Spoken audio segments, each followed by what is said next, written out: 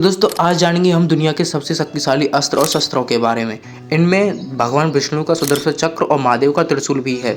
यह दिव्यास्त्र हैं, यही काफ़ी शक्तिशाली अस्त्र हैं। तो इनका हमें उल्लेख महाभारत रामायण में भी मिलता है। तो जानेंगे कौन सबसे शक्तिशाली अस्त्र है। तो नंबर 10 पर आता है इंद्रदेव का इंद्रास्त्र। यह बहुत ही शक्तिशाली अस्त्र है। राम जी ने इसका प्रयोग करके कुंभकर्ण का अंत कर दिया था और लक्ष्मण जी ने इस अस्त्र का प्रयोग करके मेघनाद का वध किया था और महाभारत में भी अर्जुन ने इसका प्रयोग किया था। अब दोस्तों नंबर 9 की बात आती है।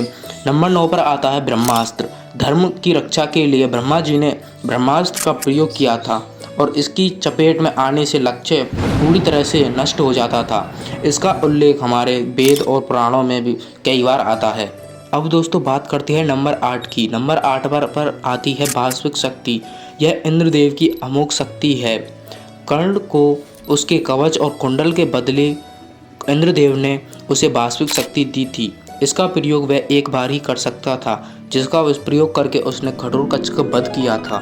वह पर उससे अर्जुन का वध करना चाहता था, परंतु उसने घटोत्कच का वध किया था। अब नंबर 7 की बात करते हैं। नंबर 7 पर आता है रौद्र अस्त्र। रौद्र अस्त्र का राम जी ने भी प्रयोग किया था कुंभकर्ण पर और अर्जुन ने स्वर्ग लोक में हजारों दैत्यों का वध करने के लिए रौद्र अस्त्र का प्रयोग किया था और अर्जुन कर्ण पर भी इस अस्त्र का प्रयोग करना चाहता था, परंतु कर्ण का रथ भूमि में धंस गया। इस कारण उसने अपना अस्त्र वापस ले लिया था। तो दोस्तों नंबर 6 पर आता है देवराय इंद्र का वज्रास्त्र। वज्रास्त्र देवराय इंद्र का सबसे शक्तिशाली अस्त्र था। इसका प्रयोग करके देवराज इंद्र ने हनुमान जी बाण हनुमान को भी अचेत कर दिया था। इसका प्रयोग करने से इतनी ऊर्जा निकलती है कि एक साथ लाखों प्राणियों को एक बार में भस्म किया जा सकता है और इसका प्रयोग करके देवराज इंद्र ने बलवृत्र जैसे असुर राक्षसों का वध किया था। और दोस्तों बात करते हैं यह अस्त्र किस किसके पास था। महाभारत में यह अस्त्र अर्जुन के पास था। उसने अपने पिता इंद्रदेव द्वारा यह प्राप्त किया था और रामायण में यह अस्त्र भगवान राम और भगवान लक्ष्मण के पास था। तो दोस्तों अब चलते हैं नंबर 5 पर। नंबर 5 पर आता है वैष्णव अस्त्र। यह अस्त्र अपने लक्ष्य को पूरी तरह से नष्ट करने में सक्षम है, चाहे वह लक्ष्य किसी भी प्रवृत्ति का हो, और इस अस्त्र को स्वयं भगवान विष्णु से ही ग्रहण किया जा सकता है। श्री राम को इस अस्त्र का ज्ञान था और महाभारत में भगदत्त ने इस अस्त्र का प्रयोग अर्जुन पर किया था और इसे श्री कृष्ण ने अपने ऊपर ले लिया था और वह माला में बदल गया, क्योंकि श्री कृष्ण भगवान विष्णु का ही अवतार था। दोस्तों अब बात करते हैं नंबर 4 की। नंबर 4 पर आता है ब्रह्मशील अस्त्र। यह ब्रह्मा जी का सबसे शक्तिशाली अस्त्र है और इसे ब्रह्मास्त्र से 4 गुना अधिक शक्तिशाली माना गया है। रामायण में इस अस्त्र का ज्ञान प्रभु श्री राम और लक्ष्मण जी दोनों के पास था और महाभारत में इस अस्त्र का ज्ञान गुरु द्रोणाचार्य अर्जुन और अश्वत्थामा के पास था। कुरुक्षेत्र के युद्ध में इसका प्रयोग अश्वत्थामा ने अर्जुन पर कर दिया था, जिसके जवाब में अर्जुन को भी अपना अस्त्र छोड़ना पड़ा था, परंतु बीच बचाव के कारण अर्जुन ने अपना अस्त्र वापस ले लिया था।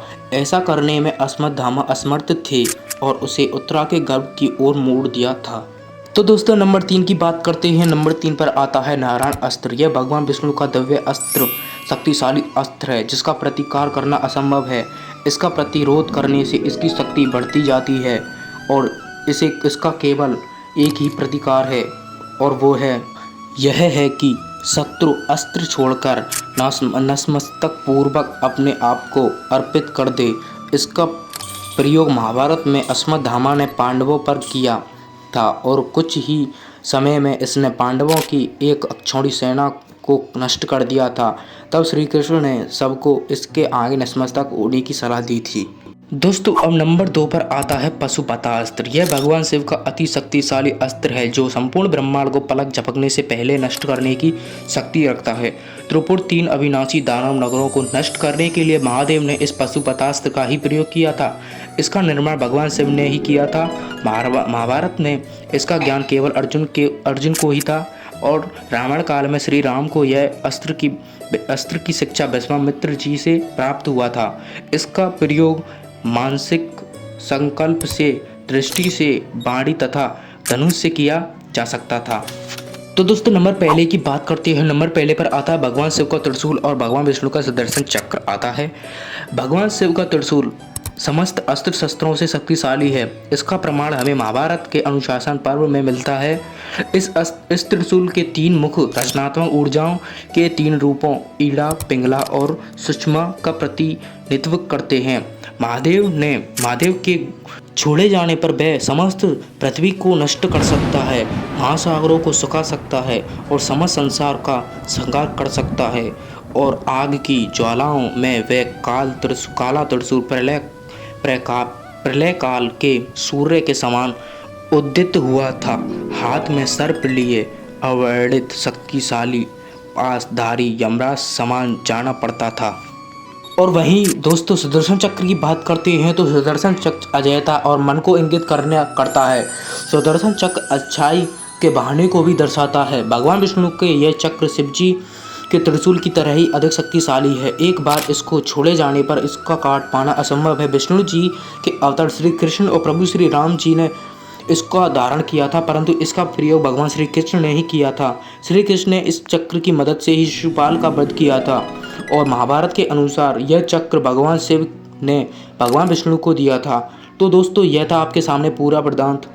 इसके अतिरिक्त कई अस्त्र हैं, जैसे कर्ण का भार्गव अस्त्र जिससे उसने पांडवों की सेना को बहुत ही क्षति पहुंचाई थी। नागपाश जिसके प्रयोग से मेघनाथ ने प्रभु श्री राम लक्ष्मण जी को बांध दिया था। भगवान कार्तिकेय जी का शक्तिशाली अस्त्र व्यय यह माँ दुर्गा ने कार्तिकेय जी को दिया था। इसका प्रयोग करके उन्होंने तारकासुर का वध किया था। अंजलि का अस्त्र जिससे अर्जुन ने कर्ण का वध किया था। तो दोस्तों इनके अतिरिक्त आदि अस्त्र भी हैं, वो भी बहुत ही शक्तिशाली हैं, उनका वर्णन करना असंभव है। खैर दोस्तों, अगर आपको वीडियो अच्छी लगी हो, जानकारी अच्छी लगी हो, चैनल को जरूर सब्सक्राइब करना, वीडियो को ज़्यादा से ज़्यादा शेयर करना। जय श्री राम, जय बजरंगबली, जय हनुमान जी की।